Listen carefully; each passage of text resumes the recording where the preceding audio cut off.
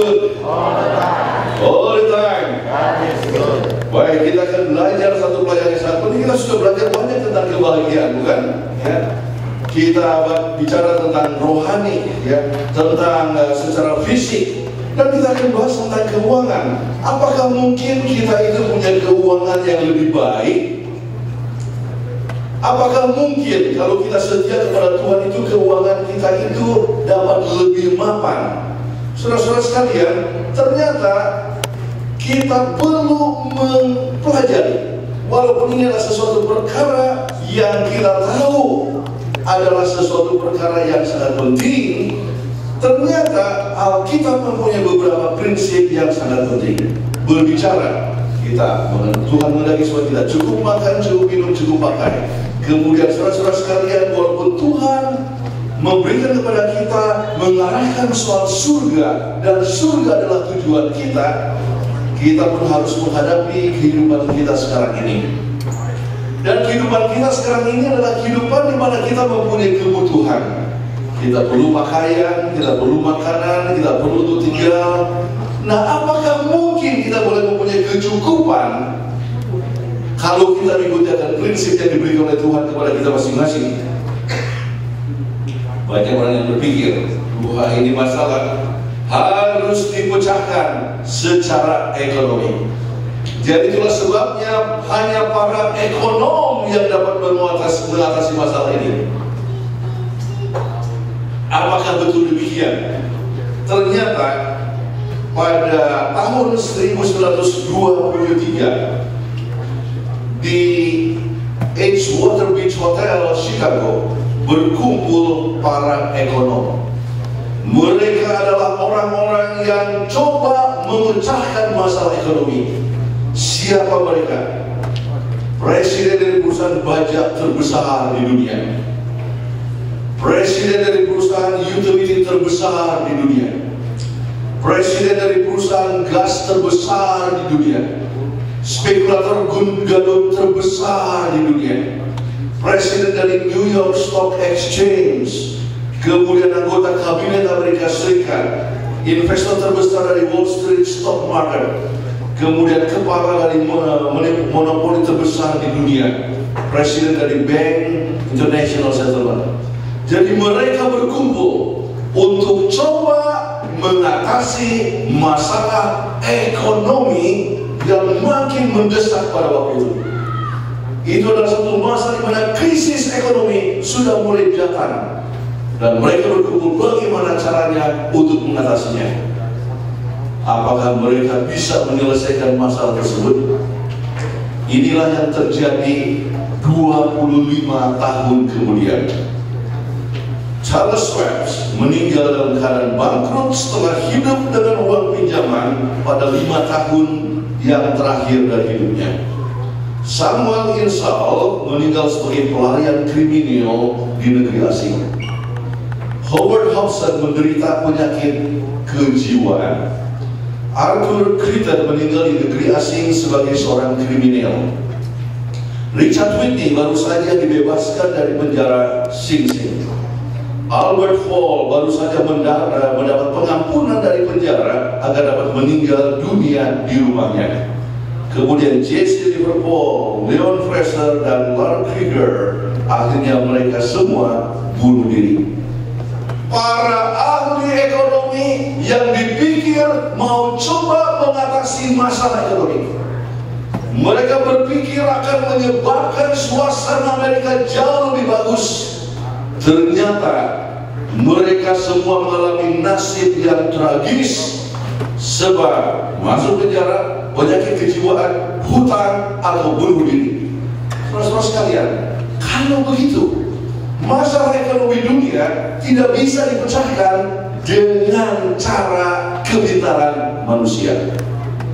Kekayaan di dunia ini tidaklah abadi. Masalah ekonomi di dunia mengalami berbagai masalah. Ternyata saudara-saudara sekalian, inflasi faktor itu luar biasa. Makin lama menunjukkan kemahalan, ya. Kemudian hutang Amerika Serikat luar biasa, makin meningkat dari 1, billion pada tahun 1900, tahun 1994 sudah 4,6 triliun. Kemudian waktu saya dapat data ini tahun 2006 sudah 8,4 triliun hutang Amerika. Kemudian ini bertambah setiap hari. Kalau begitu saudara-saudara sekalian, negara Amerika yang kita sering dengar sebagai negara yang paling kaya ini sebetulnya adalah negara yang sudah bangkrut. Saudara-saudara sekalian, kalau begitu masalah ekonomi tidak bisa dipecahkan dengan kepintaran manusia. Dan saudara-saudara sekalian, life makin lama makin tidak menentu. Personal debt makin lama makin tinggi. Nah, sekarang kita ingin pelajari, apakah rencana Allah dalam memecahkan persoalan keuangan manusia agar manusia berbahagia? Bukankah kita tidak mau punya hutang? Bukankah kita mau kalau boleh kita cukup? Apakah mungkin itu kita miliki kalau kita mengikuti prinsip-prinsip daripada keuangan yang diberi oleh Tuhan? Nah, kita mau belajar prinsip keuangan Allah. Prinsip keuangan Allah, kita harus ingat beberapa prinsip penting. Yang pertama, keuangan Allah ialah oleh sebab Allah menciptakanku dan memeliharakan hidupku, segala yang kumiliki adalah miliknya. Inilah satu perkara yang jangan lupa saudara-saudara sekalian. Kita adalah ciptaan Tuhan. Tuhan sudah ciptakan kita semua, maka segala sesuatu adalah milik siapa? Milik Tuhan. Kemudian kepunyaan kita dapatkan beberapa ayat yang sangat penting. Misalnya kepunyaan gula perak dan kepunyaan gula emas, demikianlah firman Tuhan semesta alam. Tuhan yang memiliki semuanya. Dengan semua, sebab punya pula segala binatang hutan, beribu-ribu hewan di gunung. Mazmur 50 ayat 10. Dikatakan Tuhan yang memiliki tanah. Kemudian jika aku lapar, tidak usah aku katakan kepadamu, sebab punya pula dunia dan segala isinya. Saudara-saudara sekalian, kalau begitu milik Tuhan semuanya. Jadi rumah Anda yang bagus itu adalah milik Tuhan. Tuhan yang mempunyai kebun, kalau kita lihat peternakan atau semuanya itu milik Tuhan. Kalau Anda punya uang di bank, ya, milik siapa? Ya, mungkin atas nama engkau Anda, tapi sebelumnya milik siapa? Milik Tuhan, saudara-saudara. Ya, semua uang yang ada di dompet Anda milik siapa? Milik Tuhan, sebab Tuhan itu yang menciptakan kita semua. Segala sesuatu itu adalah miliknya, saudara-saudara sekalian. Jadi kalau kita lihat taman yang indah, bunga-bunga yang sangat cantik, semuanya ini kita harus ingat, segala sesuatu adalah milik Tuhan. Tuhan yang memiliki populasi daripada dunia ini. Nah, sekarang apakah yang menyebabkan Tuhan mengatakan segala sesuatu adalah miliknya? Beberapa prinsip yang sangat penting. Pertama dari Keluaran 28 dan 11, seperti yang kita sudah pelajari, dikatakan Tuhan yang menciptakan bumi. Ingatlah dan kuruskanlah hari Sabat, tetapi hari yang ketujuh adalah Sabat Tuhan. Sebab 6 hari lamanya Tuhan menjadikan langit dan bumi, laut dan segala isinya, dan Ia berhenti pada hari ketujuh. Itulah sebabnya Tuhan memberikan hari Sabat dan mengkuduskannya. Jadi saudara-saudara sekalian, bahwa Tuhanlah yang menciptakan langit dan bumi. Dan bukan hanya itu, dalam perjanjian baru juga dikatakan di dalam Kisah 17 ayat 24 dan 25. Bagaimana kalau kita baca sama-sama? 2-3. Allah yang telah menjadikan bumi dan segala isinya, Ia adalah Tuhan atas langit dan bumi, karena Dialah yang memberikan hidup dan nafas dan segala sesuatu kepada semua orang. Saudara-saudara sekalian, jadi segala sesuatu adalah milik Tuhan. Jadi oleh sebab segala sesuatu milik Tuhan, Tuhan yang menciptakan semuanya, maka kita harus akui Tuhan pencipta dan kita ini hanyalah ciptaannya. Bukan hanya itu, Ibrani 11 ayat 3 kita baca sama-sama. 2-3. Iman kita mengerti bahwa alam semesta telah diciptakan oleh firman Allah, sehingga apa yang kita lihat telah terjadi dari apa yang telah dapat kita lihat. Saudara-saudara sekalian, ternyata Tuhan sudah ciptakan segala sesuatu dengan firman Allah. Kita baca lagi dari Mazmur 24 ayat 1, 2, 3. Tuhanlah yang punya bumi dan segala isinya dan dunia serta yang diam di dalamnya. Saudara-saudara sekalian, jadi rumah Anda, TV berwarna, ataupun juga mobil Anda yang sangat bagus, semuanya milik siapa? Milik Tuhan. Jadi kita harus akui segala sesuatu itu adalah milik Tuhan. Saudara-saudara sekalian, dan faktor yang kedua, di samping Tuhan adalah yang menciptakan, faktor yang kedua, Dia memegang dan memelihara segalanya.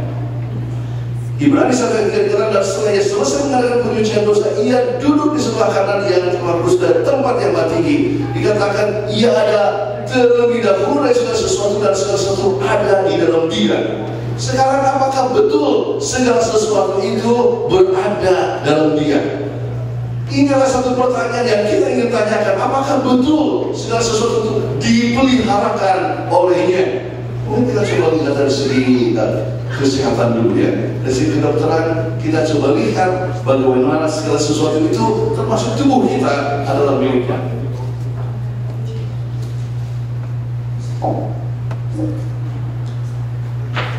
Baik, kita lihat.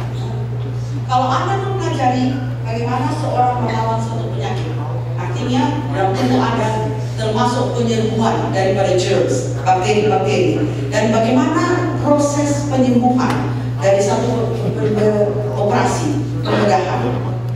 Kita tanya, kok bagaimana ya? Kok bisa badan itu tahu ini ada serangan daripada kuman-kuman? Lalu phagocytes dan makrofag itu adalah sebagian daripada sel-sel darah putih. Dia itu terus lalu, oh itu ada bakteri, lari terus meringkus bakteri itu. Dan kemudian sudah meringkus bakteri itu, sudah bakteri nggak berdaya, akhirnya bakteri dibawa kemana? Dibawa ke lymph nodes, ya. Bagaimana? Apa yang menyebabkan virus atau kuman yang tak berdaya dalam jaringan yang mengalami inflamasi atau mengalami peradangan? Terus langsung dia tarik ini kuman-kuman yang sudah dimatikan, dia pergi ke lymph node. Jadi kalau Anda ada sakit gigi atau Anda ada sakit di kuping, Anda lihat di sini bengkak, atau Anda punya aksila bengkak. Bagaimana dia tahu ini harus diantar masuk ke lymph node, ya? Kemudian kalau kita lihat begitu hebat. Kalau umpamanya ada luka, ya, jaringan fibroblast itu pergi ke epitelium dan yang sudah hancur kena luka, ya, lalu dia akan jalin kembali sehingga kelihatan akhirnya luka itu kembali lagi seperti bagus, kulitnya normal kembali. Siapa yang begitu? Ya, kemudian kita lihat, dokter, oke. Dokter hanya bisa kasih resep antibiotik supaya bisa meringkus, bisa menguatkan daya tubuh kita, dan kemudian bakteri bisa mati. Kemudian dokter bisa operasi. Kalau dia ada rusak, dia ambil, keluarkan, dia operasi, dia jahit kembali, dan itu saja. Perawat juga bisa jahit kembali, stitches kembali. Tapi siapa yang bikin sampai itu luka bisa bersatu? Sampai nggak kelihatan lagi dia punya luka kembali. Jadi kalau kita pelajari mengenai apa yang terjadi dalam sel-sel tubuh kita, maka kita lihat peperangan daripada phagocytes dan makrofag terhadap kuman-kuman yang menyerbu di bagian tubuh sehingga kita dapat demam, kita dapat sakit. Atau kita lihat bagaimana setelah operasi semua jaringan-jaringan yang disayat telah kembali dalam keadaan normal. Kita mesti berpikir, nggak mungkin dokter itu suruh leukosit datang sini, leukosit bikin ini fibroblast, leukosit bikin sampai dia terluka semua. Nggak mungkin. Kita harus mengakui bahwa di balik ini ada kuasa ilahi. Sampai itu sel-sel bisa mengenal ini adalah musuh kita. Ini yang kita harus ringkus. Ini yang harus kita bawa ke dalam hidup. Ini yang harus kita mati. Jadi ada kuasa ilahi yang memberikan penyembuhan. Bukan dokter. Dokter hanya memberikan resep obat. Dokter hanya bisa operasi. Tuhan lah yang menyembuhkan.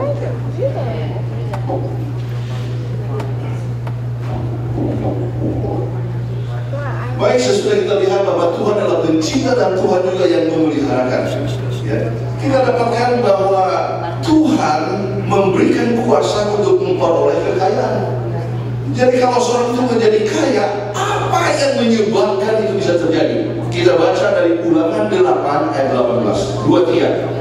Tetapi haruslah kau ingat kepada Tuhan Allahmu, sebab Dialah yang memberikan kepadamu kekuatan untuk memperoleh kekayaan. Saudara-saudara sekalian, kita kalau sakit-sakit ya susah untuk bekerja. Kita bisa bekerja, kenapa? Bisa mendapatkan kekayaan. Pada saat Tuhan yang memberikan kuasa kepada kita untuk mendapatkan kekayaan. Kemudian Tuhan telah melunasi kembali apa yang telah hilang. Kita ingat kembali kepada Efesus 1 ayat 14. Kita baca sama-sama. Dan roh itu adalah jaminan bagian kita sampai kita memperoleh seluruhnya, yaitu penebusan yang menjadikan kita milik Allah untuk memuji kemuliaannya. Saudara-saudara sekalian, kita ingat apa yang sudah dapat kita pelajari dalam 1 Korintus 6, 19 dan 20. Sama-sama kita bacakan. Aku atau tidak tahukah kamu bahwa tubuhmu adalah bait Roh Kudus yang ada di dalam kamu, Roh Kudus yang kau peroleh dari Allah, dan bahwa kamu bukan milik kamu sendiri, sebab kamu telah dibeli dan harganya telah lunas dibayar. Karena itu muliakanlah Allah dengan tubuhmu. Saudara-saudara sekalian, Tuhan memberikan kuasa kepada kita untuk mendapatkan kekayaan. Tuhan juga mengingatkan kepada kita bahwa sebetulnya milik kita ini atau tubuh kita ini milik Tuhan. Oleh sebab kita semua sudah berdosa, tetapi Yesus sudah menebus dosa kita. Kita harus mati untuk selama-lamanya, namun Yesus telah menebus kita dari kematian.